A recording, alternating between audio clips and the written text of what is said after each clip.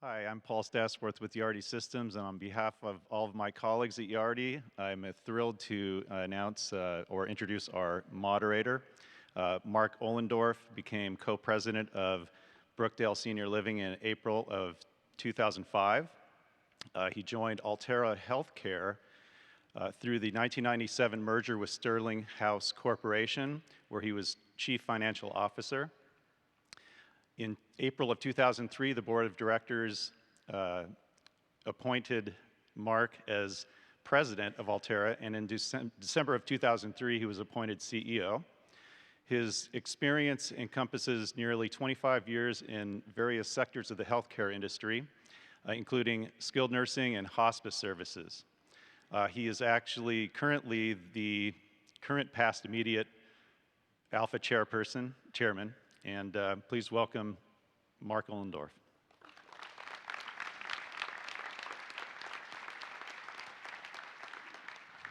Thank you, sir. Appreciate it. Why don't we go ahead and have the panel come on? We'll try to get our logistics going here. We have a couple of preparation calls for these panels, and one of the first things we had to figure out was what we were going to call the session. And Rick has an expression that he refers to a lot when we're doing some discussions around content for ALFA products, whether it's the conference or training sessions or whatever the case might be. But he likes to say we need to focus on things that keep people up at night. So our initial thought was we would name this session Nightmare from the CEO Suite. But we didn't think that was all that salesy. So instead, we decided to go with Insight from the C-Suite. We've clearly got a lot of things going on in our world right now. So I'll kind of try to lay out the discussion for you in a second.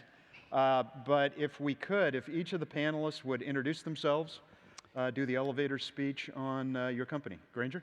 All right. I'm CEO of Emeritus Senior Living. And we operate 482 communities in 44 states, about 31,000 employees. We are primarily assisted living and memory care, but we also operate a little bit of skilled nursing, and all our skilled nursing is attached to an assisted living community. And then we are also the largest home health operator in Florida. So. Great. Kai? My name's Kai. I'm with Holiday Retirement. We are the largest operator of independent living in North America. We're in about, 43 states. I think we're at 318. That number changes all the time. Isn't it terrible when you have to know how many locations you operate? And about 35,000 residents, 11,000 plus associates. Yeah. Great. Tim? My name's Tim Buchanan. I'm with Legend Senior Living, and I have different numbers than they do. We operate in Florida and Texas, Oklahoma and Kansas. We have 26 properties, about 1,600 units, 1,200 employees. Used to work with Mark years and years ago. All righty, great. Marilyn? I'm Marilyn Duker, and like Tim, I'm not the largest anything. I'm the president of Brightview Senior Living and the Shelter Group, and we have 27 Brightview communities. Our geography goes from Virginia to Massachusetts, and we also have one community in Florida.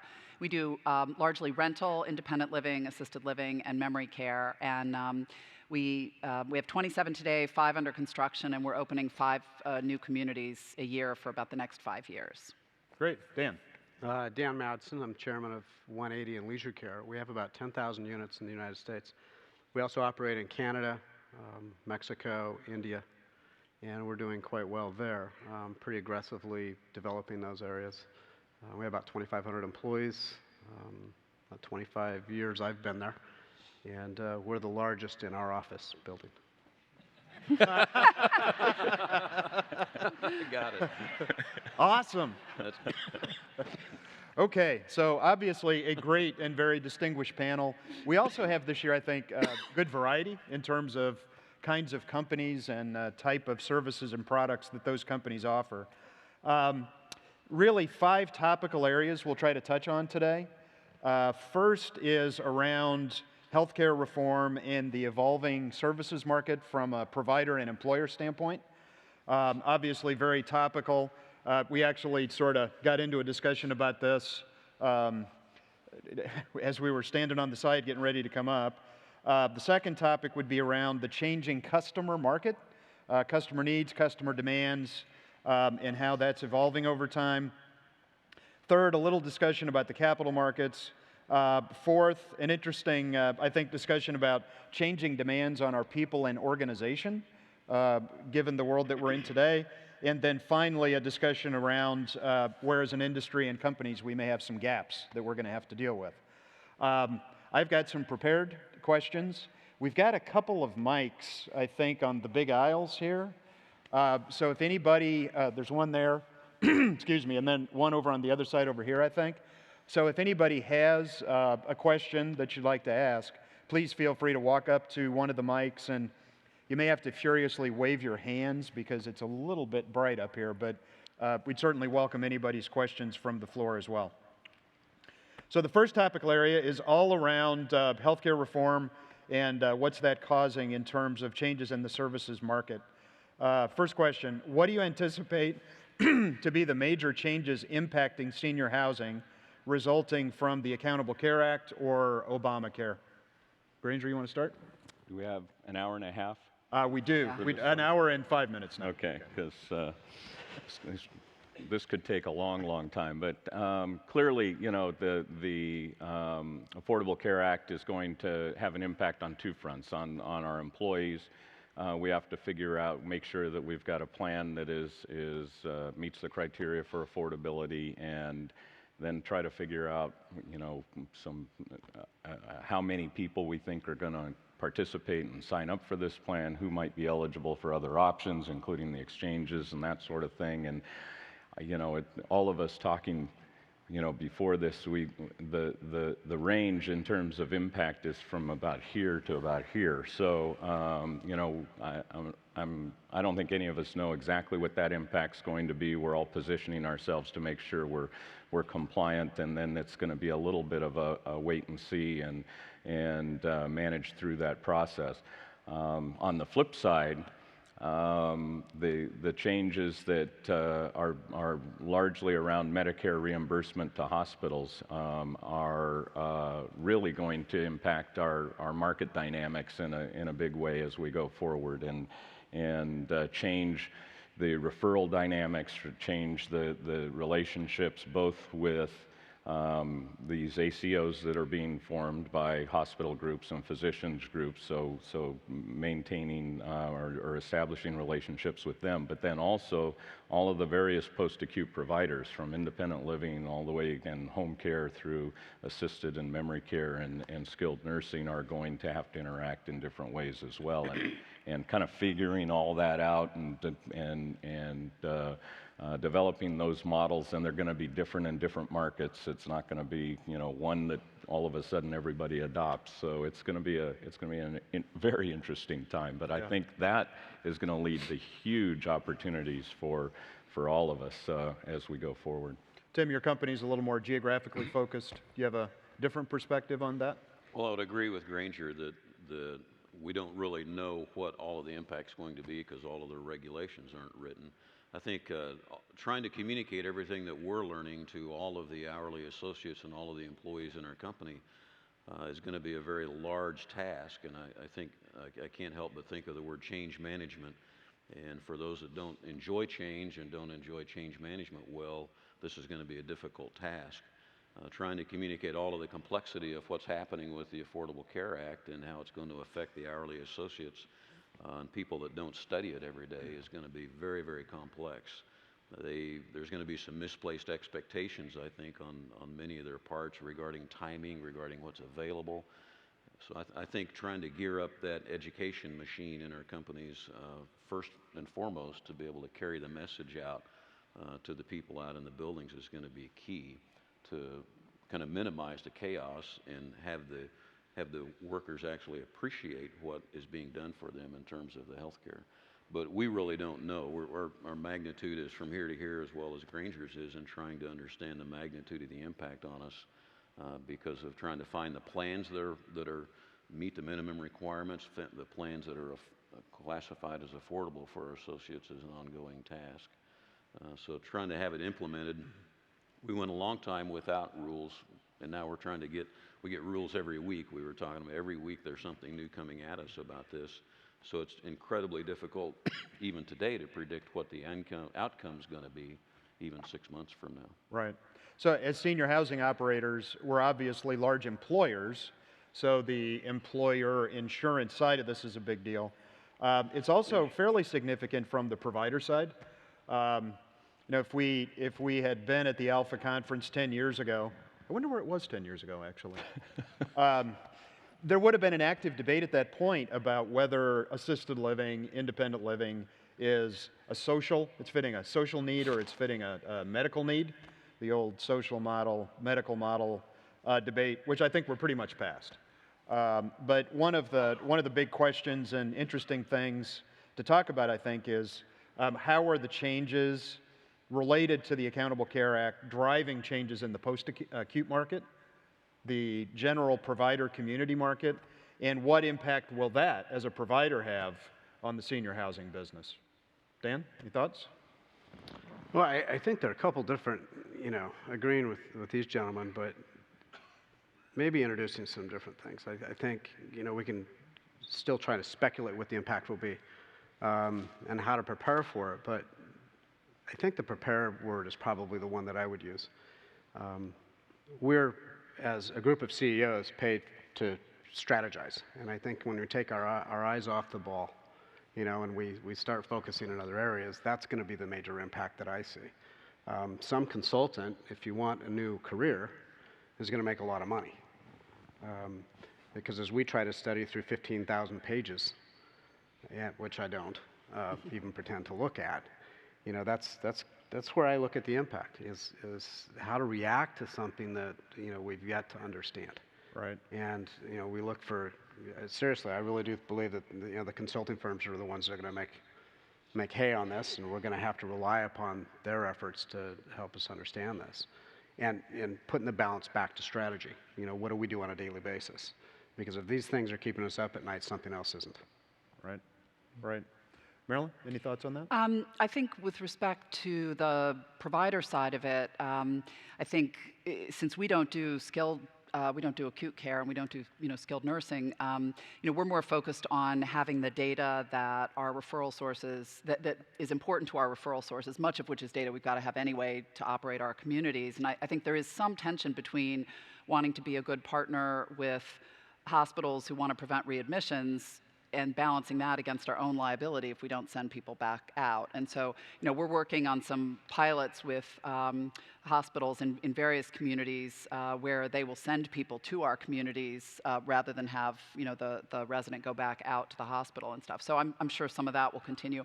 I wanted to just mention on the employer side, I think one of the things we believe is that a lot of our frontline staff will actually be better going to the exchange, but it's such a daunting educational effort to explain that to them. And I was telling these guys that we started a requirement a number of years ago that all of our employees and their spouses have to get physicals in order to, we made it a progressive requirement, but eventually to qualify for any of our plans, and if they don't get a physical, they have a small penalty. And just that educational process was so overwhelming and time intensive and involved lots of in-person meetings in the communities. And so I think to get people educated in this very short window, which really we're sort of saying is more, rather than just the 3 months when the exchange begins, it's really more all of next year because the penalties are still so small. But and I just think that's a tough issue for employers. You know, how can you balance this, you know, wanting to be a good employer and have good benefits for your employees, but actually, in some respects, they may be better off not taking your benefits and figuring out a way to educate them about that. And the one last thing I want to mention, I was really excited to see in the news this morning that Medicare is going to start requiring hospitals to provide transparency about what things cost. And that's something we've been really trying to push for at the state level and with our insurance companies, because that's a great way to help control your costs, you know, is to have your employees educated about what things cost and to shop around. And that information has been so difficult to get. So I think there are some positive things that I think will come from this that, you know, in the long run can help move towards cost control. Right. I think one of the other very interesting questions as it relates to the evolving provider services market is, the regulatory structure we all operate under, whether it's assisted living regulation at the state level or some of the federal structures around home care, skilled nursing, then independent living is kind of spinning around the outside of all this. But I think one of the questions is whether that whole regulatory, well, we're independent living providers too. But I think one of the questions is whether the existing regulatory framework, which is fairly old, I mean, it's been around 20 or more years, whether that regulatory framework is appropriate and whether it may not get in the way of some of this market-based evolution that the Accountable Care Act is supposed to drive. Kai, you got any thoughts on that? I'm just spinning around on the periphery anyway, so it's okay. For independent living, I think the biggest impacts of Obamacare, for us one is from the associate standpoint. As a card-carrying Democrat, I think Obamacare is great. As someone who has 11,000 associates, it scares the hell out of me. Especially given the fact that, to everyone's point here, it is evolving on a weekly basis. I mean, our models change on the financial impacts of Obamacare every single week. So that's concerning. How it affects, the partners that we have in terms of the home health companies, in terms of the personal care companies that are within our communities, is concerning as well. Because they're going to have to make some decisions on their end, and that might affect the services that we indirectly provide for our residents there. It's I can't imagine how scary it is for folks. I mean, luckily we have some size to us, but for the smaller mom and pops out there, those financial impacts are pretty big to their margins, I think. Right. Tim, what do you think? Well, I think that you asked earlier about kind of change from the origin of assisted living and seniors housing to today. And I had a privilege of spending a little bit of time yesterday with the Executive Director Leadership Institute. Wave your hands. There you go. Perfect. At the end, we'll wave. But the period of assisted living, the movement started and the product started as a precursor to need for nursing home care, and we offered services in a different state-governed regulatory environment, a different level of documentation and charting, different kinds of assessments, a whole different kind of a system, and the cost was much less than that of a nursing home. And we as a movement, prided ourselves in that, and we've enjoyed tremendous growth. The consumer has really flocked to our product. The industry has flourished as a result of that differentiation to some degree. I think the next few years are going to be exponentially incredibly complex for our business as we navigate more toward a different level of record keeping, different level of data keeping and charting and assessments to be a part of the Affordable Care Act and the accountable care organizations. You're going to talk a minute about documentation and electronic records, but I think we've enjoyed a great growth period, but I think for those of us that have been in the business for 20 years or even 10 years, the next several years are going to have more changes than I've seen in the last 20 years in terms of how we operate the buildings. And 5 years from now, we're going to look back and wonder how we did this, because we're going to need to change almost everything about how we provide clinical services and document clinical services in the buildings in order to be a part of the accountable care organizations and transmit data back and forth. Going to require learning for electronic systems, and which is going to create, if you hear the word disruption a lot in business today, it's going to create a tremendous amount of disruption. Disruption always creates tremendous amount of opportunity. And so I encouraged all of the directors and everyone in our company to just be great learners over the next few years and be great champions of change, because those that learn and invest themselves in these new perspectives and new paradigms are going to be the winners and are going to rise above people in their companies and in their career and see it as a growth opportunity, not a challenge to what we've been doing, but it's a way to grow the industry. Right.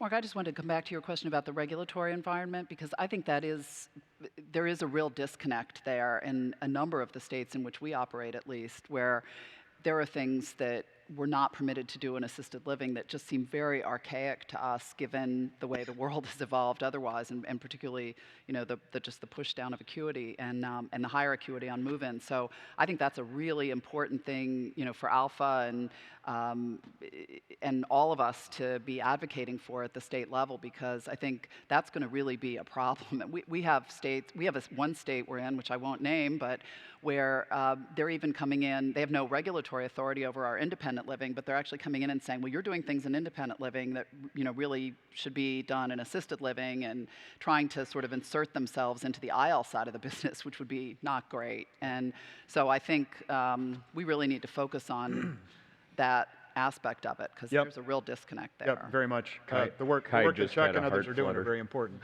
Now Kai is spinning. Yeah, Now he's spinning. yeah. I think we fought really hard. Oh, go ahead. What's that? Oh, the other distinction I was just going to say on what you were just saying, Marilyn, on the regulatory piece, I think that's been driven up to now.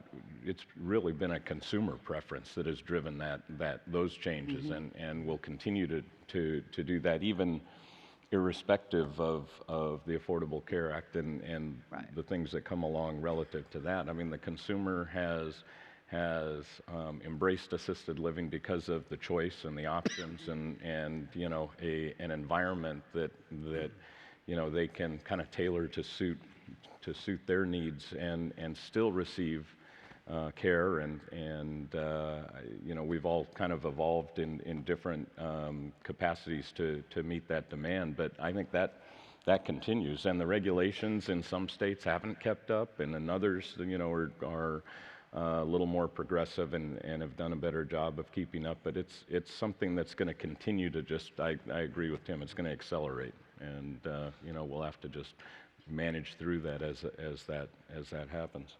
On that state regulatory thing, Mark, it would be as the educational process needs to extend to our legislators, and I would encourage everybody to become experts at this and take every opportunity you possibly have to talk to your legislators. They're hungry for information about this too. They know less about these issues than we do, as limited amount as we can figure out. So it's a churning pot. And in order to be drivers in how that legislation takes effect, we need to be at the front of that line. Right. And be involved in your local ALFA organizations and take advantage of the state visits and contact your legislators. It really has a significant, meaningful impact when they hear from someone in the industry at a local level that's bringing them some information that can be very helpful for them. It has a huge impact. Right. Now, the risk is national regulation. Yeah. And I think, we fought really, really hard as an industry to keep it at the state levels, to be able to negotiate what we do from a regulatory standpoint at the state levels. For years we've fought to keep it there. And I think there's a huge risk with this confusion, with this disruption, to really promote a single payer and promote national regulation in our industry, which could change the dynamics considerably. Right. Right. One other outgrowth of really more the stimulus funding than healthcare reform, though they relate, is our friends in the acute care world and the physician practice world were literally given tens of billions of dollars to automate healthcare. It's clearly the case that information sharing in the healthcare community is pretty inefficient. So there's been tremendous funding, particularly in the acute world, to automate medical records and automate a lot of clinical information. In our world, whether it's assisted living or home care or skilled nursing, we didn't get any of that money. But our counterparties on the acute side and in the physician world are now heavily automated. How do you think this is all going to play out in terms of automation of medical records? Oh, I think it's going to be a requirement that we move to electronic medical records. We figure out how we're going to interface with the hospitals and the physicians and the other post-acute providers, frankly. And it's going to be a big infrastructure investment, and it's going to involve a significant effort over the course of the next two or 3 years. Right now, the hospitals, despite all that automation, they're still blind as soon as they step outside the hospital. So, you know, they within their departments and everything, you know, they can shoot labs work and pull up your file and do all of that. But once you walk out the door, they don't know what's happening, and they're going to want the ability to look into the various post-acute settings and be able to see what's happening with their patients and be able to direct care in those settings rather than have them rehospitalized. So I think it's going to be a must that we move to that over time over the next few years. I think it's going to force recognition of our industry like it never has before. You know, we are that positive option, you know, to the hospitals now, that they don't want the patients back. And I agree, they haven't known what happened once they left before, where they really do have to recognize who we are. And I think, you know, the opportunities to get funding even from the hospital organizations and go in that direction, you know, could be a possibility. I think there actually are, I believe, we're not in Minnesota, but a fellow operator told me that at the state level, they are requiring electronic health records for assisted living providers in that state by, I think, the beginning of 2014. So it could be a requirement that we actually see imposed on us as well. So. Right. The other outcome, excuse me, of some of this treatment and medical record information is it makes it much easier to do empirical measurements of outcomes. I think it would be interesting for the audience to spend a couple of minutes just talking about what are some of the outcomes that, whether they're medical or customer satisfaction oriented, that you all think are critical to follow in our business. You know, some of them are kind of obvious. I mean, the hospitals right now are very focused on readmits, obviously, so that's something that needs to be tracked. But I think it's also, you know, looking at things like medication management, whether that can, you know, you can reduce the amount of meds that residents are relying on. Looking at you know, blood pressure and weight, and you know, all of the other kind of typical health measurements that the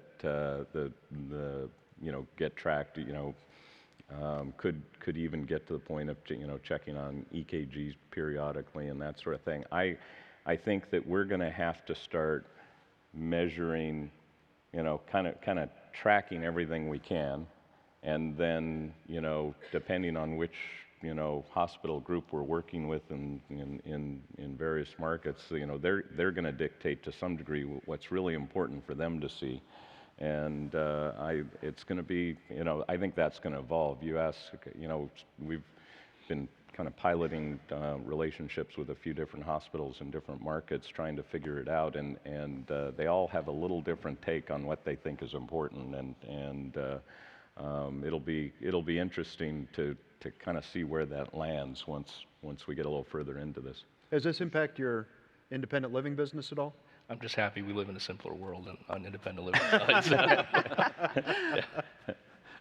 All right. I think there's two sides of it, Mark. There's the data set that's going to be required to communicate back and forth with the hospital and our nursing home partners is important. That data set still is being refined and defined. It's unclear as to what that is. It would be nice to know, because we'd all implement it right now, but that's kind of unknown at this point.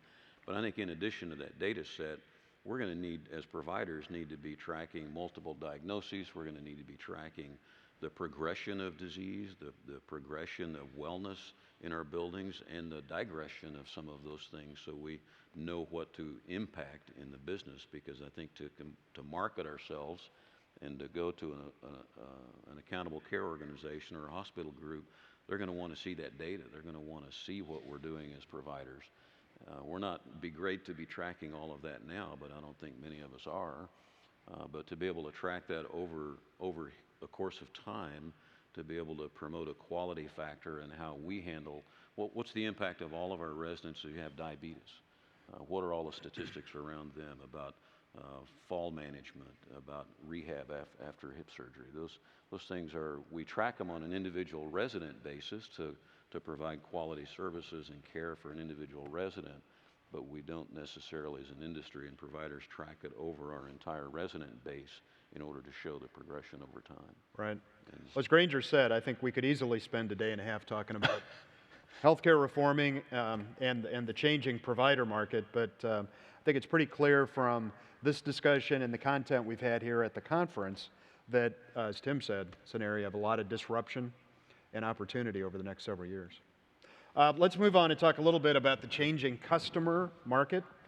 And I think one interesting discussion here is around are potential customers now more informed about the various types of senior housing and about what their options are around those types of senior housing than they might have been, say, 5 years ago at the beginning of the Great Recession? What do you think? Yeah, I think so. You know, with more information out there in terms of being on the internet, you know, they can certainly do a lot more research beforehand. I think the biggest thing for us, as you know, we see the senior population get bigger. You know, I mean, from our perspective is, I think we need to start segmenting people into smaller buckets. And I say that meaning that, you know, I think we think of seniors in this big homogenous, you know, type of, a category, but different seniors want different things. And so, you know, seniors, I mean, you know, we were in the session earlier talking about independent living, assisted living. That's all stuff that we put out there. I mean, consumers don't really think of that stuff. You know, we put them into those buckets on our side. But if you look at what consumers want, what the future seniors want, it's very different. I got a call from a friend. He started this place called Academy Village, right? And it's a senior housing development that brings in professors and doctors from around the world to give speeches and to give, you know, it's education for them.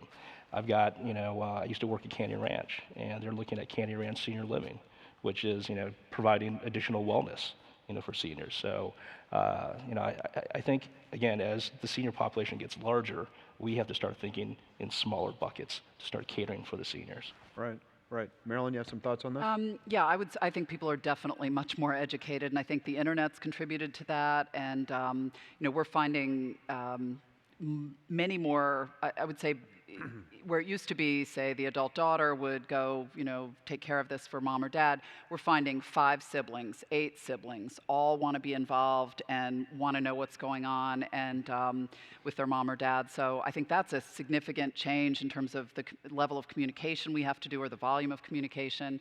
And then I also think we certainly saw people more focused on the financial stability of companies and more, just much more knowledgeable about the couple of, large, big stories about big companies that had issues during the recession. And so I think being able to have our sales folks educated enough about our business to be able to talk about that intelligently and respond to questions has been important as well. Right.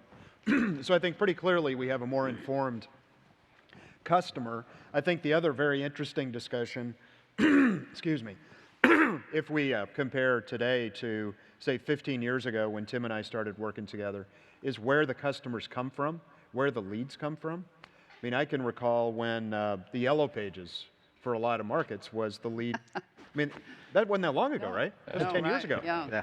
I'll bet you still have a Yellow Pages. Yeah, I'll bet so too. Right? I think I might, actually. It kind of holds the door open when it's too windy outside. But Dan, how would you describe this kind of sea change we've seen in how people shop, where leads come from, and how that impacts our business? The Yellow Pages were always a place to go, I think, and the internet's a place to go. And I think social networks are obviously going to play a major role. But it all kind of comes down to one thing still in our business, and that's referrals. It still makes up close to 80% of our lead generation. And so, how they find us and so on and so forth is still, I hate to be so basic because we're a big marketing company and a big sales organization, and we focus, very much on, building those relationships with our employees and our residents and family members and so on. But it does come back to that positive experience they have in your communities and the referral base. And that's from professional referrals, and that's going to be the key, how we get to the professional referrals differently. But the consumers, I don't know that that's changed a whole bunch.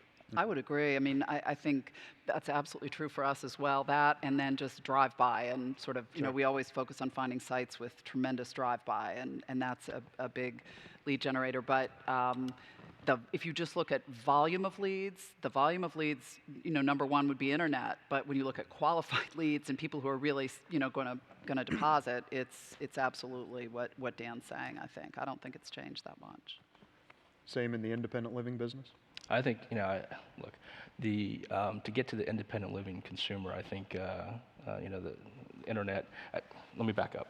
I've always felt that, you know, senior housing was probably 20 years behind hospitality in terms of how we market to things. You know, when I got to Holiday, I think less than 1% of our leads came from the internet. I think, you know, 10% of our move-ins now come from the internet, and that's exclusive of all the ILS folks that we have out there.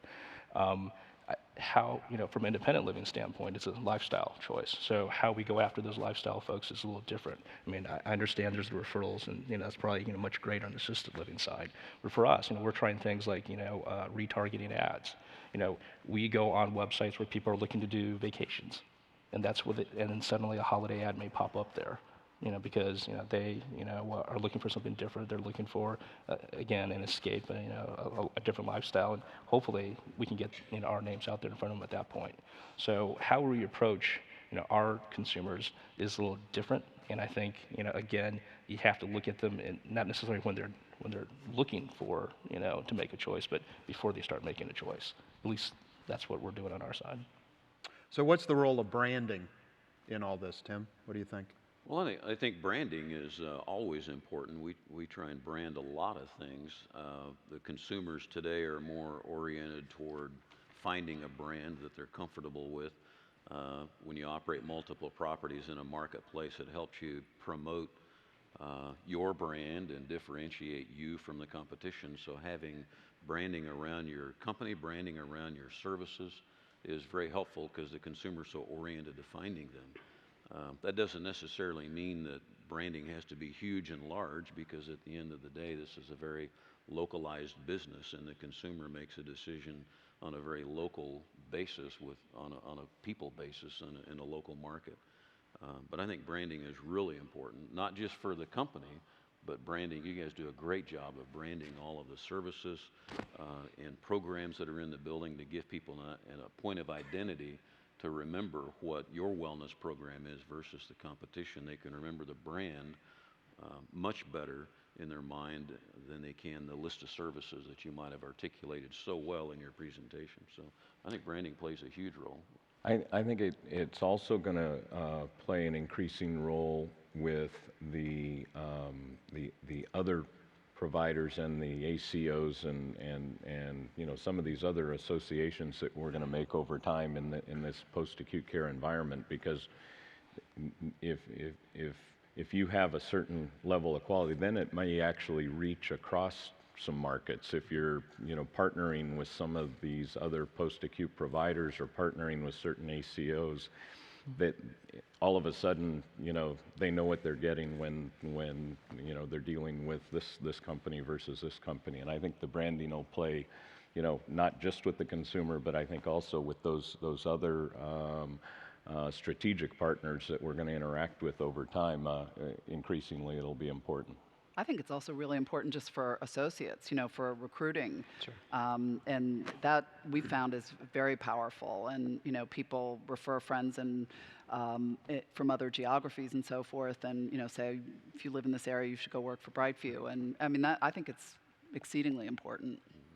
Right. I think there's a great opportunity as well, Mark, in, you know, maybe adjusting our thinking about how we've always done it. I think, Kai, you know, what you said, well, we've always been a decade behind hospitality. How are we taking lessons from hospitality companies? Mm-hmm. You know, if we look at this huge opportunity of seniors coming toward us, are we going to sit and be happy with our penetration rates the way they are? Are we going to look at, you know, gee, we're happy with 90% of the people in the nation saying no to what we offer? That's the way, I mean, we look at, wow, we're growing, we have occupancy, we have all these issues, but they're 9 out of 10 that want nothing to do with us. And so, you know, I hate to throw that out there, but you all know what I'm talking about. So where the opportunity for branding might be a pre-branding exercise. It might be, how do we build customer loyalty before they ever need, want, or desire what we have today? You know, is there an opportunity to go out and provide services, you know, to our seniors that have said no? Because they're not all going to move in, and we're not going to be able to build communities fast enough for them to move in. So are there cool branding opportunities and services that we can offer under our names out in you know, the different communities, different product types and so on? Are there rewards? I was talking to a couple people the other night, and it was probably over a glass of wine, but are there rewards programs for being a part of our brand, you know, when you're 55 years old and moving up through our system and so on? You know, how do you build that loyalty? So I think it's extremely important, but more importantly, it's opportunistic, you know. This is a great time for us as an industry to really rebrand ourselves. Right. Right. So, How do I get one of those credit cards with I have one. words? You're already on my list. I have you right here. so what features, programmatic, physical plant, do you think the customer thinks is most significant and or most cutting edge in senior housing today? I think everyone, you know, I mean, the basics right now, everyone wants Wi-Fi, you know, I think your FF&E changes, you know, your fixtures change, you know, granite countertops is standard now, you know, having, you know, shower, bath, you know, double sinks, that kind of stuff is all stuff that, you know, people are wanting. Like, again, I would go back to, you know, we still tend to think of seniors in this big homogeneous pot. We need to start segmenting things. And so from our perspective, as we start looking at future footprints, it's, well, okay, which segments are we going to bucket people into the smaller buckets, and how do we cater to them? Because their wants and needs are going to be different from someone else over on this side. Right. Other thoughts on this? We certainly Wi-Fi. It just amazes me that even 5 or 6 years ago we weren't developing communities that were all Wi-Fi, and you wouldn't do one today without it. So we opened a number of new communities through the recession, and we just were amazed at the demand for the larger apartments, and we've been developing 2 bedrooms in assisted living, and they always fill first. And consistently, as we've opened new communities, it's the larger number of bedrooms and the largest apartments that sell first. And so every building we do, we up that a little bit. So I think size of apartments is very important. And then the other thing we're really focused on, and I would say we don't have a great solution to yet, but it's something that's very top of mind, is we're definitely getting more couples, and often where one has some memory impairment and the other doesn't. And so we're thinking a lot about how do we address that,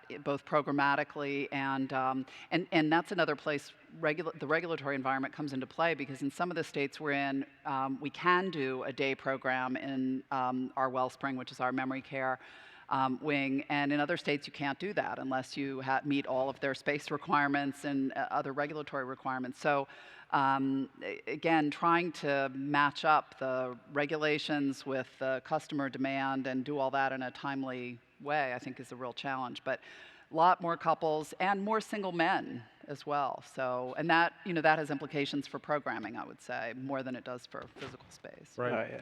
I would tag on to where she ended, and it is more about programming around a new lifestyle and new lifestyle desires than it is a physical plant amenity.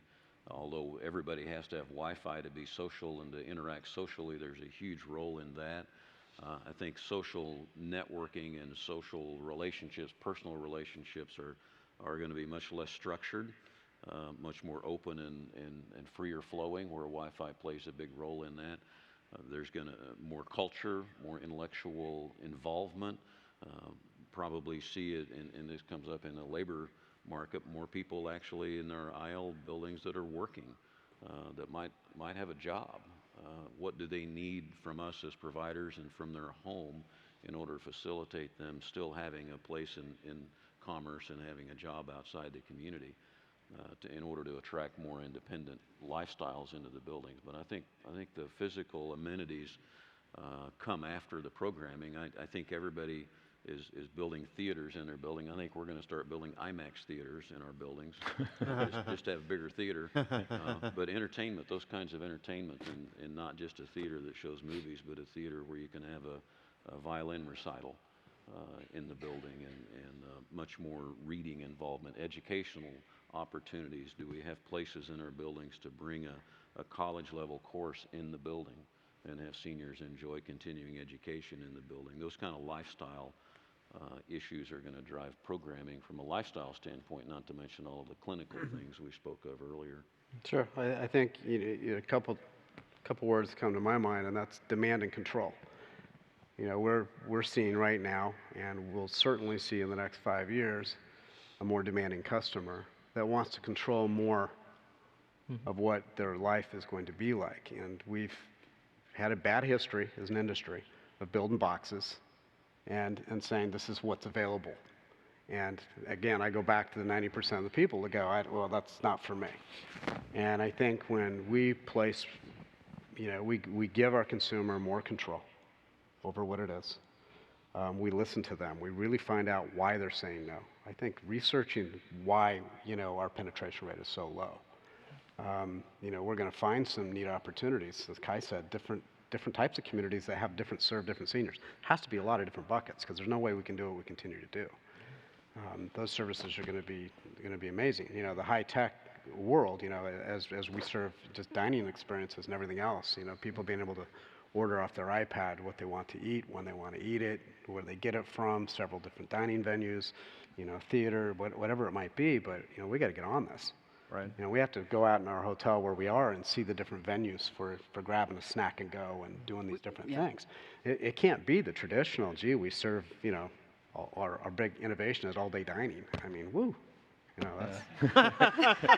Guys, we got to get over the bus ride to the Tulips. This is a whole different program. Yeah, it's interesting you mentioned hotels, because we've been doing, in all the markets we're developing in, we've been stealing a lot of ideas from hotels, and I think to your point that we're a little bit behind hospitality. There are a lot of good ideas there. I think the Spark technology is something that's really big at play. I mean, we've got a community that we've opened in China, in Shanghai, and they love technology out there. So we're looking at the capability of med reminders, that are automatic. They pop up on their TV screen and say, hey, by the way, it's time to take your meds. Yep. They have to click the iPad to say I've taken it. One less FTE there. I get that, but it's the technology. It's having that smart living for seniors as well that's available to them. Right. Well, and I just wanted to say on Dan's point, on the more demanding, wanting more control. That's the whole baby boomer generation all the way through. That's been their MO, and they're already starting to influence that on behalf of their parents. As they're involved in the decision-making process, and it is going to be, there probably can't be all things to all people. There is going to have to be, some communities cater a little more in this direction, and this maybe one has just fabulous fitness center and really focuses on that, and the other one has a lot more on the education piece and everything coming in and doing other things. And there will be some differentiation there, and people are going to gravitate to what they want. Exactly. And it's going to, and like I say, it's already starting with that baby boomer group on behalf of their parents. They're going to be even more educated by the time they're ready to make a they'll change it. move. They'll change it. And even more or adamant about what they want and how they want to see it and what type of services and amenities, and it's going to be... It sort of falls into the whole branding component too, right? I mean, Holiday could, if you fast forward 20 years from now, Holiday could be like Hilton with several sub-brands underneath it, catering to different markets, just because different people want different things, at least. Right. Yeah. So Kai mentioned they opened in Shanghai. I think you're opening in... We're in Shanghai. In Shanghai. You have an international business. Well, let's talk a little bit about the international opportunity. I mean, when we think about the international opportunity at Brookdale, we're about 3.5% of the U.S. market. So to go abroad seems like there's a lot to do here still, yet those opportunities are pretty exciting. Yeah. Talk about the international market. Well, we have the great, kind of advantage, I guess, of being able to. We have our founder has been in Asia building hospitals for a period of time. Dan Beatty on the private side in his private company, and he was really the one that launched this new community in Shanghai. It opened a few months ago. There's a second one that's due to open in about another 3 or 4 months, and we really have the opportunity to play more of a consulting role, where we're helping him get a group trained and staffed and up to speed, and we're really trying to figure out, the marketing piece. There's a big educational component because nobody's ever seen anything like this before, and figuring out exactly how to reach that consumer and educate them as to this alternative and these options and what it looks like. That's where we are right now. We're in the midst of that and really trying to determine the best plan in terms of accomplishing that. And it's a little bit of a trial and error process right now, trying to figure out exactly how to establish the referral relationships. It's like a blank slate, and so we're there trying to figure out where those referral patterns are, who are the referral sources, and again, how best to communicate the services that we offer to the consumer. And it'll be a really interesting process as it evolves. No, I don't mean to be too altruistic, but they need us too. When we've opened in India and in Mexico, and we go to those countries, and not that we have anything over on them, but we do have an industry that they haven't seen yet. And I think some of what's existed there from a senior care perspective has been pretty poor. And when you go in and you see the smiles and you see the opening up new markets, and it is difficult. It's difficult to do, but I think we do have a responsibility to kind of spread the word, so to speak.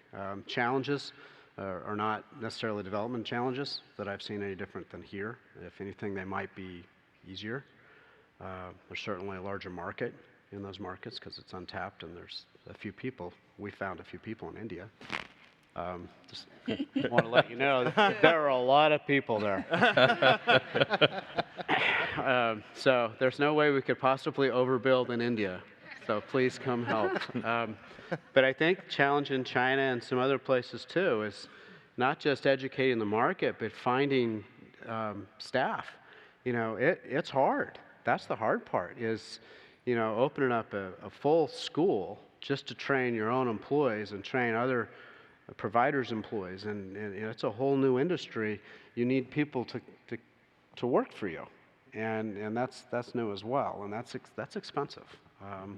That's where the big investment is for us. I think the other flip side, too, in terms of exploring markets outside of the United States is, you also have to remember that, there are going to be more older people and fewer younger people to take care of the older people. Yep. So there's going to be a shortage of people here in the States, right? We're going to have to start, if you start thinking of it from a global perspective, I think we're going to have to start importing, help from outer markets, whether that be Mexico, Canada, India, China. So if we have the opportunity to start training them today, right? So hopefully they can start filling positions for us tomorrow. Exactly. Interesting. Again, if any of you out there have some thoughtful questions you'd like to ask, please step up to one of the mics. Questions. Qualify that thought. Some risk. Some risk. I see a visitor to the mic over here. Yeah, great discussion. When you started off, I think, Mark, you mentioned that we've gone from a medical model, or from a social model to a medical model. I wasn't quite sure how that was meant, but then we started talking about a social model or more social services that can be provided in that setting. And it just seemed to me that that's one. We're from Canada, and one of the studies up there was 44% of residents in long-term care either are diagnosed with depression or suffer from or have signs of depression. So, the work to deal with that and what can be done in a living community to help with that and to improve on what people are experiencing even in their homes in home care, where it's even more difficult to tackle those kinds of problems. But it seems to me a great area to invest in, to be an appealing, more appealing than than looking at a lot of depressed people if we can tackle that problem. Sure. Thoughts on that? Yes, have fun. I mean, you know, I don't know what hate to be all shucks about it, but you know, there is an opportunity that you know, we have to continue to enhance our programs and our lifestyles, and not just build boxes. You know, it's not about a box. It's not about an apartment. You know, it's about a lifestyle. And I think we do have, you know, the opportunity and responsibility to be a really cool place to live. As you move through acuity, obviously that, you know, you're going to have some medical issues, but to be able to approach those with, you know, happy people are healthier people, and you know, it's so basic. I'm not a doctor, so I can't solve the depression issue, but certainly happier people are healthier longer, and their approach to life is very different. And if we can provide an environment that's happy and fun, and one where they really enjoy their lives every day, they look forward to getting up and being, you know, not just a part of our community, but they're involved in philanthropy outside. You know, they continue to do things. You talked about people continuing to work, but how do we provide for that and really get people engaged in their lives rather than just, you know, watch TV and come down to dinner when the bell rings? I mean, you know, we do have a responsibility to do great things. Right. Yeah, I would describe it, and all of you, I'm sure, have experienced this. You know, somebody moves into the community, and perhaps reluctantly, and after, you know, a few months, they go, I should have done this, you know, years ago. And it usually has to do with this social environment. So many of our seniors become isolated. They outlive their friends, they outlive their neighbors, you know, they start, you know, their spouses oftentimes, and they become isolated. You know, kids can only visit so often, and you know, many times they're not, you know, on you know, social networks or anything else, or that comfortable with technology, and they become isolated and they become depressed. And if you could bring them into our communities, I would say, you know, we should think about it, kind of the social aspect first, because I agree with Dan. That's how you improve their happiness and their mindset and their quality of life and all of those things. And then all of the medical stuff is there as a support function to allow them to pursue that and continue that as long as possible. Exactly. And I think really first and foremost what we're creating is an environment that is happy and that is supportive and interactive and helping people remain stimulated and feel a part of you know, their community. And then, you know, on the medical side, you know, we just try to make sure that we're providing all the services that help them do that as comfortably as possible for as long as possible. Right. I think the progression from social, you mentioned social model and medical model. Granger was describing what I believe is the model. They're not mutually exclusive. We talk about that in terms of the progression of our business because acuity has increased in our business since 20 years ago. It wasn't, when we first started assisted living, the 40% of our move-ins came from nursing homes straight away, and they were highly independent customers. They were the perfect, what you would describe as the perfect senior housing customer today. And it's going to be important for us as we migrate toward more medical, clinical data and a higher acuity customer that we really protect the social aspect of what we do as a business so that we can continue to differentiate ourselves from a more institutional type settings. Right. Our acuity has actually gone down over the period. I don't know about yours, but we've actually seen a decline in the acuity. And that might be because of what we're attracting on the front end. You know, they're living longer.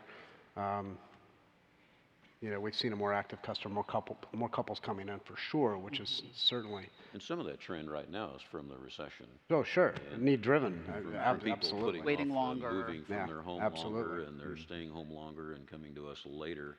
We've seen a difference in that in the last just 6 to 9 months in terms of people moving into our independent living properties, more independent because they're able to sell their home more. Right. And many of the Right. housing markets are coming back. The recession, I mean, we were desperate too as providers. I think it's going to relax a bit. Right. The acuity. I think we have another question over here.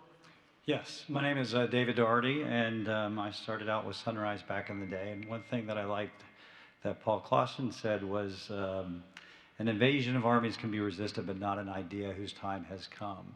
And I thought back then it was a brilliant idea. So my question to you is this.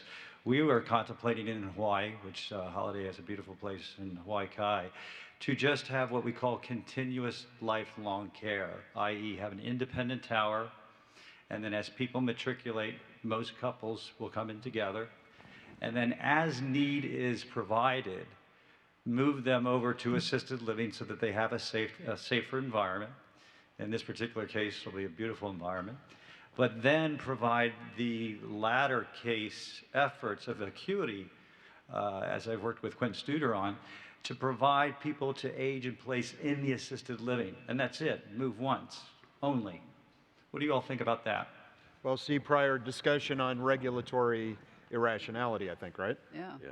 Yeah. Yeah, the enemy to that is the regulations. I mean, we have a significant, as I'm sure others do, a significant number of our residents for whom moving to our communities is their last move. And, we try and work with hospice and our home health care partners to help make that possible where that's what the resident and their family want. So I think that's very much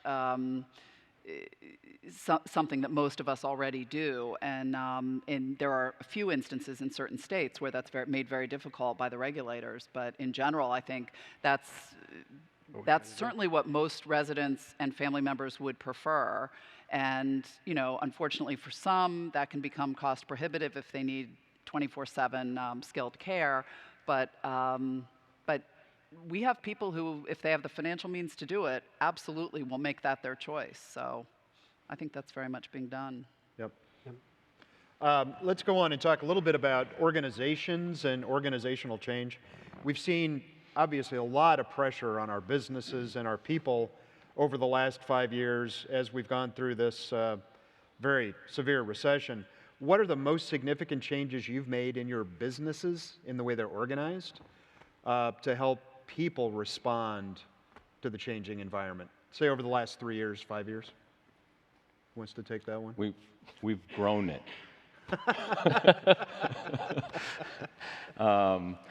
I think certainly, over the course of the last several years, we've gotten much better at the whole data piece. Kind of understanding, and developing some consistent collection and analyzing of the data and that. So and that'll continue, as we were talking earlier on investment on the IT front and becoming even more efficient with respect to the information that we get. So, shift there, more resources dedicated to that kind of information technology and information gathering. I think that compliance has certainly, there's been added resources there as the regulations have evolved to keep up with this kind of higher acuity piece. More focus on that quality services and risk management and other acuity related kind of factors. That's probably the major. I mean, we've all, a lot of this comes from growth in size over that time period, but we've added resources on, the dining services front and more resources on how better we manage, across our maintenance platforms and everything. I mean, it's evolved in just about every area to some degree. Tim, you must have an interesting perspective on this because you built a business in the late 90s. And now you're building one again. What's different? Size. Different size? The first. But what else is different? The first one we had 450 buildings in the end, and today we have 26. So that's different. But the organizational challenges are not indifferent. They're the same issues as the market changes. It's just at a smaller scale. I agree with Granger. IT and technology are going to be a huge investment. It's going to change the way people are trained. The education piece and onboarding of new directors and new managers is going to change our education efforts organizationally. I think the way we think about the business in terms of who we are creates a different organizational change in how we structure departments. Everybody has departments, but they're not really helpful to the consumer. The consumer really doesn't like the departmentalization of everything. So organizationally, to meet the new consumer, we need to find a way to not have so much departmental segmentation and actually have services and bundles of services that actually fit the customer, irregardless of what department somebody might work in. And that kind of has to start, you know, with many of us thinking about how we structure our corporate structure in the specialties that we send out to the field to service. Are those segmented in ways that aren't really as friendly to the consumer? So organizationally, that is huge. At sales, for us, we've invested a tremendous amount of money during the recession in sales and different sales training, different sales people, and their efforts and techniques in maintaining the occupancy that we have over the recession and how we gain customers. Yeah. So that's going to have to impact going forward too. There's a lot more competition for the leads. We, you know, you started off by saying something about, you know, what keeps you up at night, you know, the sort of what you're worried about. And I think the biggest thing we're concerned about and have really made big investments in is where are we going to find all the people that we need to meet the coming demand. And, you know, we know the demographics for our industry are terrific, and there's that 90% that, you know, isn't even with us yet. But you know, we can't do any of that without people to staff the communities. And I think particularly at the executive director and department director level, you know, that for us is where we've put tremendous effort, both in terms of beefing up our recruiting, talent management, learning and development. And we have a real philosophy in our company of empowering our executive directors and the staff at the communities. And certainly we have policies and procedures, but, you know, we really want people who can think on their feet and act on behalf of our residents and not, you know, follow a manual. And those people are tough to find. And so we've actually, one of the things we've done is we have an executive director and training program, and we've actually reserved several slots in that for people who have to come from outside the industry. And they have to have management and leadership experience, but can't be in the industry, and because we think we're not going to generate all these people internally, and we've got to bring people in from outside, and so we're very excited.